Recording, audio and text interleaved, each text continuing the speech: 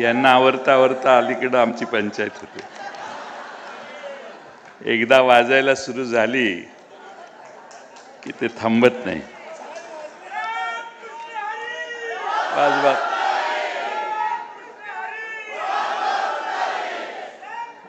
आपल्या सर्वांना आदरस्थानी असणारे आपल्या सर्वांचे आदरणीय नेते शरद पवार साहेब, शिवसेना प्रमुख उद्धवजी, या निमित्ताने उपस्थित असणारे माजी मुख्यमंत्री पृथ्वीराज चव्हाणजी,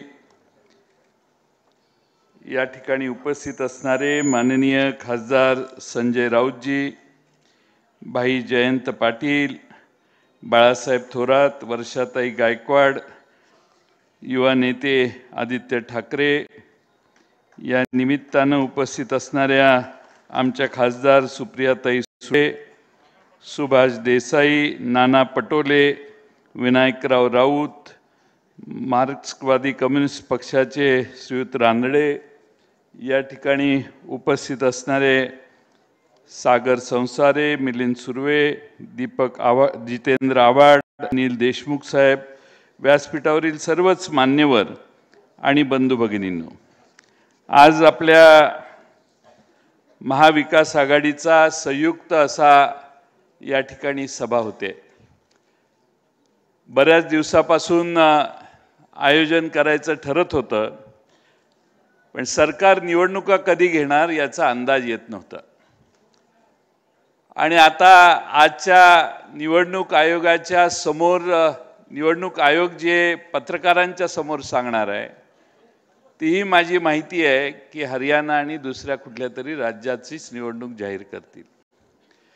मी अनेक ठिकाणी सांगतो की महाराष्ट्र सरकार एक घाबरलेलं सरकार आहे. यांना निवडणुकीची भीती आहे. यांचं सरकार सत्तेवर आल्यानंतर महाराष्ट्रामध्ये स्थानिक स्वराज्य संस्थांच्या निवडणुका घ्यायला हे घाबरले. आता मागच्या 1.5-2 वर्षात जो कारभार केलेला आहे त्यातून महाराष्ट्राच्या लक्षात आलेलं आहे की काय प्रकारचं सरकार यांनी 1.5 वर्षात चालवलं. आणि म्हणून लोकसभेमध्ये महाराष्ट्राच्या जनतेने एक मोठा धक्का त्यांना दिलाय. मी अनेक ठिकाणी सांगतो की यांना आता निवडणुका ऑक्टोबरमध्ये घेण्याचं धाडस होणार नाही. म्हणून निवडणूक आयोग, माझी स्वतःची व्यक्तिगत शंका आहे की दिवाळी झाल्यानंतरच हे निवडणुकांना समोर जातील. 15-20 नोव्हेंबरच्या दरम्यानच हे निवडणुका घेतील. त्याच्या आधी यांची निवडणूक घेण्याची ताकद नाही. कारण लोकसभेत फार मोठा धक्का भारताच्या देशातल्या जनतेने आणि महाराष्ट्रातल्या जनतेने दिलाय. 400 पारचा नारा करणारे 240 वर थांबले. 240 वर गाडी थांबली त्यावेळी दोघांचे टेकू घेतले आणि एक बिहारचा टेकू आणि एक तिकडे आंध्र प्रदेशचा टेकू, दोघं एवढी पलटी मारण्यात बहादर आहेत की यांचं दिल्लीचं सरकार कधी खाली येईल याचा नेम नाही. 6 महिने का वर्ष एवढाच विषय राहिलेला आहे. आणि म्हणून लाल किल्ल्यावरून भाषण करताना युनिफॉर्म सिव्हिल कोड नाही, सेक्युलर सिव्हिल कोड, सेक्युलर शब्द वापरायला लागायला लागला. याच्यातच तुमची हार आली. तुम्ही 10 वर्षापूर्वीपासून जो टेंबा मिरवला भारतात त्यात सेक्युलर शब्द कधी वापरत नव्हता. पण आता तुमच्या लक्षात आलं भारत तुम्हाला एवढा मोकळा सहजासहजी चालून देणार नाही. आज देशामध्ये काय झालं हा विषय लोकसभेला आपण उत्तर देऊन 31 ठिकाणी भाजपचा पराभव करून आपण महाराष्ट्रातल्या जनतेची भावना व्यक्त केलेली आहे. आता 2-2.5 महिन्यानंतर विधानसभा येईल. आज आपण योग्य वेळी सर्व पक्ष एकत्रित आलोय. उद्धवजींनी सांगितलं तसं आपण सगळे एक दिलाने एक मुखानं राहिलो तर महाराष्ट्रातलं सरकार हे महाविकास आघाडीचं येईल. ही काळ्या दगडावरची रेघ आहे. तुम्ही काही चिंता करू नका. पण एकमेकाला सहाय्य करणं आणि आपला महाविकास आघाडीचा त्या मतदारसंघातला उमेदवार विजयी कसा होईल हे बघण्यासाठी आपण सगळे आजपासून कामाला लागलं पाहिजे. सगळ्यात महत्त्वाचा भाग आहे तो म्हणजे सरकार कसं चाललंय. सरकारने, उद्धवजींनी त्याचा थोडक्या वेळापूर्वी उल्लेख केला.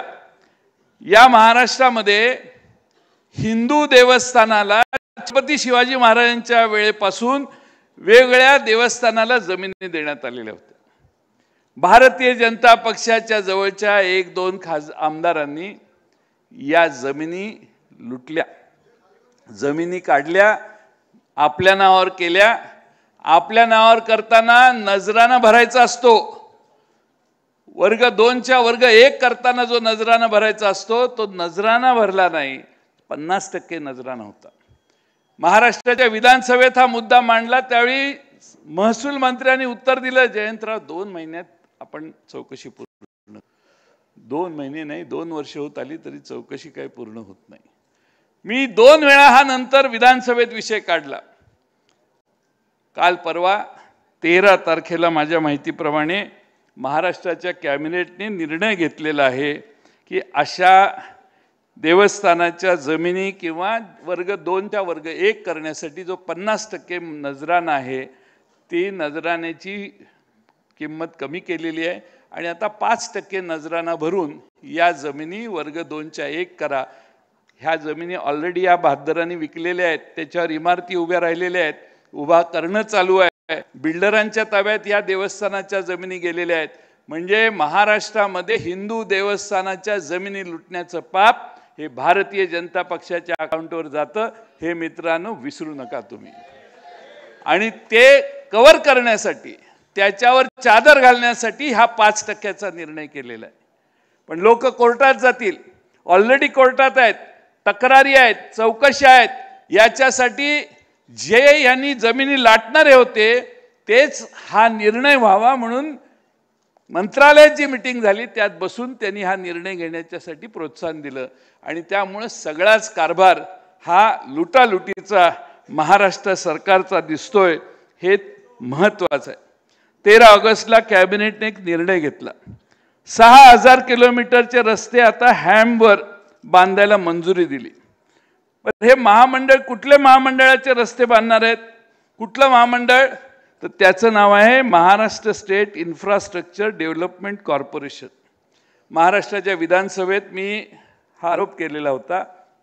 हे महामंडळ आहे ते विधान भवनाच्या इमारतीच्या समोर एक इमारत आहे, तिथं कुठल्या तरी मजल्यावर आहे. एकच माणूस अधिकारी तिथं आहे आणि 2-3 त्याची PA-BA आहेत. त्याच्याशिवाय त्या रस्ते विकास ते जे महामंडळ आहे MSIDC त्याच्याकडे दुसरा कुठला इन्फ्रास्ट्रक्चर नाही.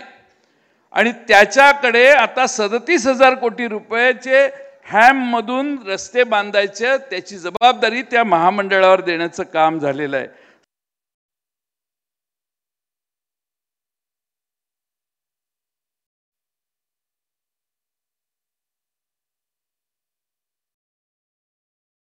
स्टाफ नाही, इन्फ्रास्ट्रक्चर नाही, फक्त त्या ठिकाणी टक्केवारी घेऊन काम.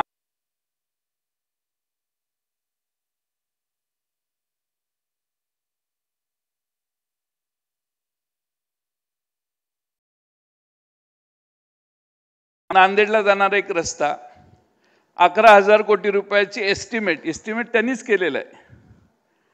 11,000 कोटीचे एस्टिमेट आहे.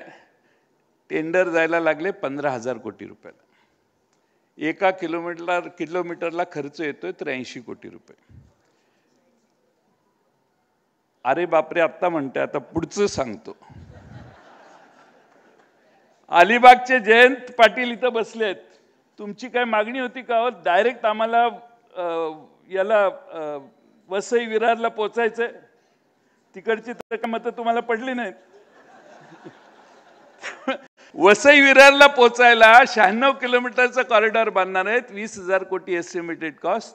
26,000 कोटीला टेंडर चाललेलं आहे. 1 किलोमीटरचा खर्च फार नाही, 273 कोटी रुपये. चंद्रावर जायला काहीतरी 3,85,000 किलोमीटरवर चंद्र आहे. उद्धवजी, नाना पटोलेंना माहित असेल चंद्र किती लांब आहे ते. त्या ठिकाणी चांद्रयान गेलं आपलं, चांद्रयान 3, फक्त 600 कोटीला. पण जयंत पाटलांच्या वर्सेवावरून भाई ठाकूरच्या गावाला जायला म्हणजे अलिबाग टू विरार वसईला जायला 3 किलोमीटर जरी तुम्ही गेला तरी 600 कोटी संपले. या राज्यात काय चाललंय? लोकसभेला पाऊस पडला पैशाचा, या महाराष्ट्रातल्या 72 कार्यकर्त्यांनी आणि जनतेने त्याला तोंड दिलं, म्हणून महाराष्ट्रामध्ये 31 पेक्षा जास्त जागा, आमच्या 2-3 जागा थोडेसे उमेदवार इकडे तिकडे झाले असते, सातारची जागा आल्याच जमा आहे अशी, त्या पिपाणीलाच आमचे 37,000 मतं गेली, 35,000ने आमची सीट पडली. सांगण्याचा मुद्दा हा, मुंबईत तर सीट चोरली. आणि म्हणून या निवडणुकीमध्ये आता ती ईव्हीएम मशीन आहे, त्याच्यावर लक्ष ठेवा. आपण फक्त रस्त्यावर आणि मोर्चात आणि आंदोलनात असतो. ईव्हीएम मशीनचे कोड नंबर जाऊन बघा, चालू आहे प्रोसेस. आता दिवसाला 80, 90, 100 मतं ईव्हीएम मशीन चेक होतात. तुमच्या तिन्ही पक्षाचे आपल्या प्रतिनिधी जाऊन बसले पाहिजेत. त्या ईव्हीएम मशीन जे आहे त्याचे कोड, त्याच्यावरचे नंबर घेतले पाहिजेत. त्याच्यावर जे सील आहे त्याचाही सील व्हेरीफाय केलं पाहिजे. ते वेगवेगळ्या मतदान केंद्रात पाठवतात, त्यावेळी तेच नंबर तिथं उघडले जातात. ते 5 वाजता जाऊन बघितलं पाहिजे. आपण 7 वाजता राजासारखं गेलो तर तोपर्यंत ते सगळं उघडून चालू झालेलं असतं. त्यामुळे 5 वाजता बघितलं पाहिजे आणि तेच मशीन पुन्हा सील करून मतदान गोडाऊनमध्ये जातं का, आणि उघडल्यावर तेच नंबरचं तेच मशीन त्या बूथवर असतं का, याचा विजिलन्स सगळ्या पक्षांनी ठेवला पाहिजे. मी आपणा सगळ्यांना खात्रीपूर्वक सांगतो की महाराष्ट्रामध्ये 31 जागांमध्ये महाराष्ट्रातल्या जनतेनं भाजपला नाकारलेलं आहे आणि त्यामुळं ही चांगली गोष्ट झाली. पण सरकार घाबरलं. घाबरलेला माणूस फार डेंजरस असतो. त्यामुळं घाबरलेले सरकार पाहिजे त्या घोषणा आज करते. एवढ्या प्रचंड घोषणा महाराष्ट्रामध्ये चालू आहेत की काही त्याला दाद नाही.